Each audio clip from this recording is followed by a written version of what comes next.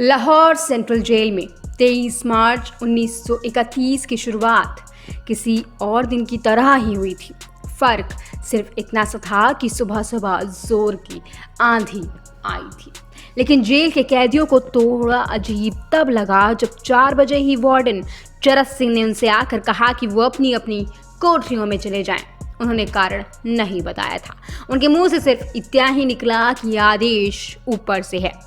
अभी कैदी सोच ही रहे थे कि माजरा क्या है।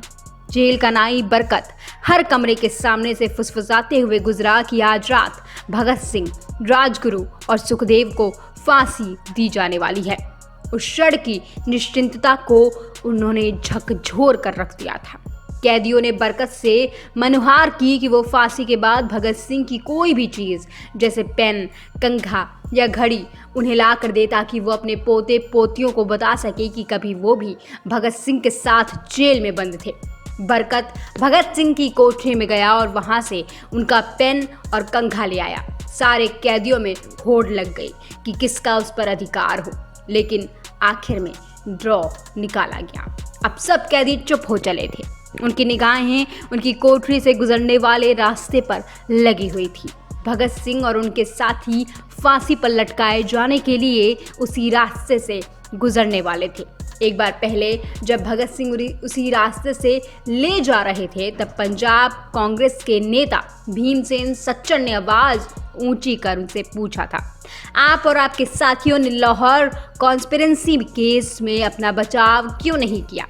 भगत सिंह का जवाब था, इनकलाबियों को मरना ही होता है, क्योंकि उनके मरने से ही उनका अभियान मजबूत होता है, अदालत में अपील से नहीं। वार्डन चरस सिंह भगत सिंह के खैर ख्वाब थे और अपनी तरफ से जो कुछ बन पड़ता था उनके लिए करते थे।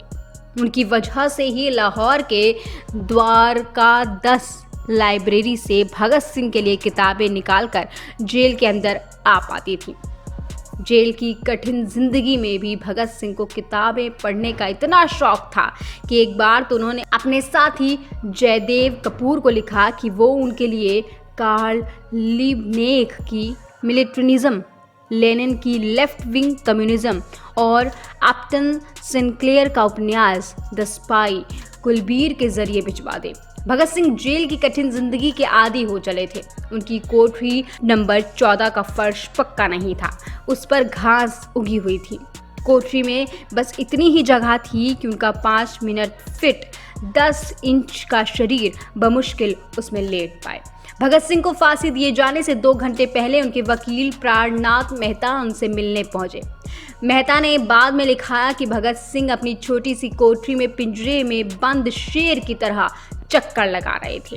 उन्होंने मुस्कुराकर मेहता का स्वागत किया और पूछा कि आप मेरी किताब रेवोल्यूशनरी लेनिन लाए हैं या नहीं। जब मेहता ने उन्हें किताब दी तो वो उसी समय पढ़ने लगे, मानो उनके पास अब समय ना बचा हो।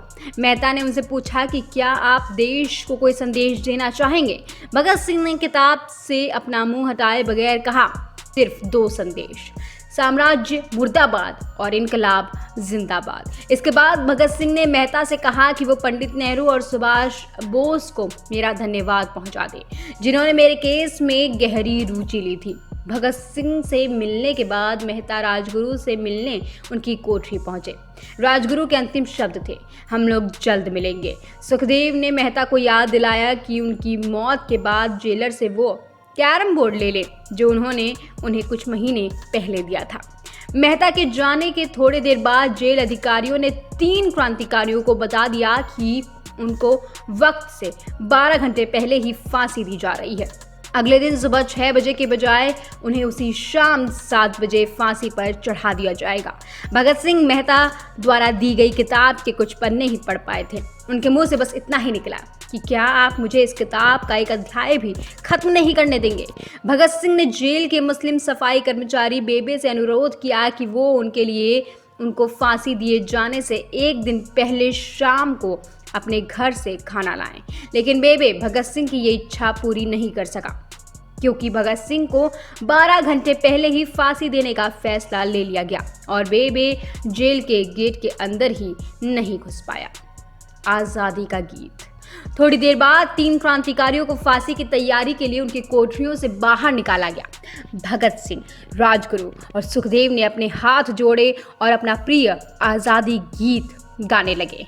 कभी वो दिन भी आएगा कि हम आज़ाद हम होंगे, ये अपनी ही ज़मीं होगी, ये अपना आसमां होगा। फिर इन तीनों का एक एक करके वजन लिया गया। सबके वजन बढ़ गए थे। इन सब से कहा गया कि अपना आखिरी स्नान करें। फिर उनको काले कपड़े पहनाए गए, लेकिन उनके चेहरे खुले रहने दिए गए। चरत सिंह ने भगत सिंह के कान में फुसफुसा कर कहा कि वाहेगुरु को याद करो। भगत सिंह बोले, पूरी जिंदगी मैंने ईश्वर को याद नहीं किया। असल में मैंने कई बार गरीबों के क्लेश के लिए ईश्वर को कोसा भी है। अगर मैं अब उनसे माफ़ी मांगूं तो वो कहेंगे कि इससे बड़ा डरपोक तो कोई है ही नहीं। इसका अंत नज़दीक आ रहा है, इसलिए ये माफ़ी मांगने आया है। जैसे ही जेल की घड़ी ने 6 बजाए, कैदियों ने दूर से आती कुछ पदचापें सुनी। उनकी साथ भारी बूटों के ज़मीन पर पड़ने की आवाज़ें भी आ रही थी। साथ ही एक गाने का भी दबा स्वर सुनाई दे रहा था, सरफरोशी की तमन्ना अब हमारे दिल में है। सभी को अचानक जोर जोर से इंकलाब जिंदाबाद और हिंदुस्तान आज़ाद हो के नारे सुनाई देने लगे। फांसी का तख्ता पुराना था, लेकिन फांसी देने वाला काफ़ी तंदुरुस्त। फांसी देने के लिए मसीह जल्लाद को लाहौर के पास शाहदरा से बुलाया गया था। भगत सिंह इन तीनों के बीच में खड़े थे। भगत सिंह अपनी मां को दिया गया वो वचन पूरा करना चाहते थे कि वो फांसी के तख्ते से इनकलाब जिंदाबाद का नारा लगाएंगे। लाहौर जिला कांग्रेस के सचिव पिंडी दास सोंधी का घर लाहौर सेंट्रल जेल से बिल्कुल लगा हुआ था। भगत सिंह ने इतनी ज़ोर से इनकलाब जिंदाबाद का नारा लगाया कि उनकी आवाज़ सोंधी के घर तक सुनाई दी। उनकी आवाज़ सुनते ही जेल के दूसरे कैदी भी नारा लगाने लगे। तीनों युवा क्रांतिकारियों के गले में फांसी की रस्सी डाल दी गई, उनके हाथ और पैर बांध दिए गए। कभी जल्लाद ने पूछा, सबसे पहले कौन जाएगा? सुखदेव ने सबसे पहले फांसी पर लटकने की हामी भरी। जल्लाद ने एक एक करके रस्सी खींची और उनके पैरों के नीचे लगे तख्तों को पैर मारकर हटा दिया। काफ़ी देर तक उनके शव तख्तों से लटकते रहे।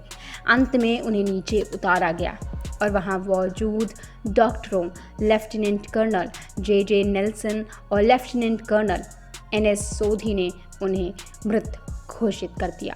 इसके बाद अंग्रेजों ने अमानवीयता की सारी हदें पार कर दी। उन्होंने क्रांतिकारियों के शवों को कई टुकड़े किए और रात के अंधेरे में उन्हें वाहन में लाद कर जेल से निकले। रास्ते में उन्हें कुछ लकड़ियां और मिट्टी का तेल भी खरीदा और वह कुछ दूरी पर स्थित सतलुज नदी के किनारे हुसैनी वाला पहुंचे। उन्होंने आनंद फानन में बलिदानी भगत सिंह, राजगुरु और सुखदेव के शवों की चिता बनाई और आग लगा दी। इसकी भनक लाला लाजपत राय की बेटी पार्वती देवी और भगत सिंह की बहन अमर कौर को लग गई थी। वे दोनों हजारों लोगों के साथ सतलुज के किनारे हुसैनी वाला पहुंच गई। भीड़ को देखकर अंग्रेज शवों को अधजली स्थिति में छोड़कर भाग गए। प्रोफेसर चमनलाल के अनुसार अंग्रेजों के जाने के बाद 3 क्रांतिकारियों के अधजले अंगों को बाहर निकाला गया और फिर लाहौर ले जाकर रावी नदी के किनारे दोबारा अंतिम संस्कार किया गया। इससे पहले उनकी अर्थी निकाली गई। इसमें हजारों लोग शामिल हुए। रावी नदी के किनारे उनका अंतिम संस्कार उसी स्थान पर किया गया जहां पर लाला लाजपत राय का किया गया था।